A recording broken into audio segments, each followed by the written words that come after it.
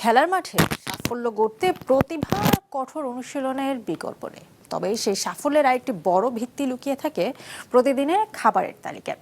ভবিষ্যতের ক্রীড়াবিদদের সেই গুরুত্বপূর্ণ বার্তাই পৌঁছে দিতে প্রথমবারের মতো নতুন কুড়ি স্পোর্টসের জাতীয় পর্যায়ের খেলোয়াড়দের নিয়ে আয়োজিত হয়েছে পুষ্টি সচেতনতা বিষয়ক সেমিনার।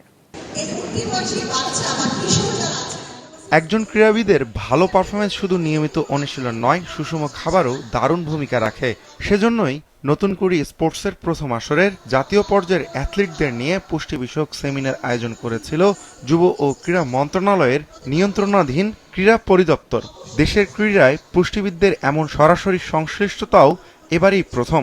দি কিউব ইনস্টিটিউটের সহায়তায় এই সেমিনারে পুষ্টিবিদ ইশরাত জাহান জানান, ক্রীড়াবিদের যোগ্য অ্যাথলিট হিসেবে নিজেদের গড়ে তুলতে ও ভালো পারফরমেন্সের ধারাবাহিকতা রাখতে সুষম খাবারের কতটা গুরুত্বপূর্ণ ভূমিকা রাখে। স্বাভাবিকভাবে বেড়ে ওঠার জন্য পুষ্টি যতটা জরুরি, একজন ক্রীড়াবিদের জন্য কিন্তু তারও বেশি পুষ্টিটা জরুরি। কারণ একে তো বাড়ন্ত বয়সী ব্যক্তি যা আছে বাচ্চারা, তাদের জন্য কিন্তু এক ধরনের পুষ্টির চাহিদা বেশি থাকে এবং তারা যখন স্পোর্টসে থাকে তখন কিন্তু সেই চাহিদা আরও বেশি বেড়ে যায়। এই জন্য সঠিক পুষ্টি এবং সঠিক সময় খাবার, সঠিক পরিমাণে খাবার এবং পানি গ্রহণ করা এবং পর্যাপ্ত ঘুম, এই সব কিছু মিলিয়ে তার লাইফস্টাইল যদি ঠিক না থাকে তাহলে কিন্তু সফলতা অর্জন করা খুবই কঠিন হয়ে যায়।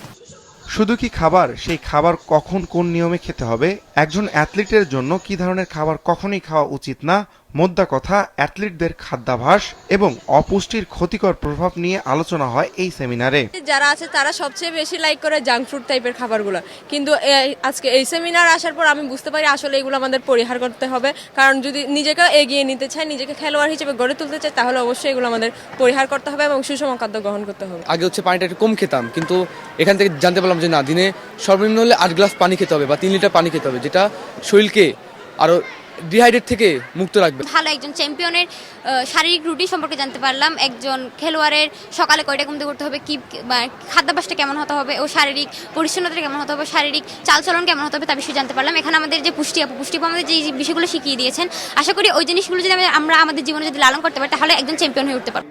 সেমিনারে প্রধান অতিথি ছিলেন যুব ও ক্রীড়া প্রতিমন্ত্রী আমিনুল হক। দেশের ভবিষ্যৎ ক্রীড়াবিদদের পুষ্টি সচেতনতার বিষয়ের আগ্রহে মুগ্ধ তিনি। বিভিন্ন মন্ত্রণালয়, বিশেষ করে শিক্ষা মন্ত্রণালয় ইতিমধ্যে পুষ্টি বা আমাদের ছাত্রছাত্রীদের যে মিড ডে মিল বা কিভাবে তারা একটি সন্তানকে কিভাবে গড়ে তোলা যায়, এই বিষয়গুলো নিয়ে আমাদের ইতিমধ্যে শিক্ষা মন্ত্রণালয় থেকে সেটা পাঠ্যপুস্তকে আমাদের অন্তর্ভুক্ত রয়েছে।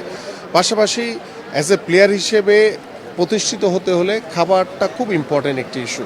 তা আমরা চাই যাদেরকে নিয়ে ভবিষ্যৎ বাংলাদেশের স্পোর্টসকে আমরা সাজাতে চাই, তাদেরকে আমাদের যে পুষ্টির যে বিষয়টি, খাবারের যে বিষয়টি রয়েছে, সে বিষয়টি তাদের নলেজে যাতে আমরা দিয়ে দিতে পারি।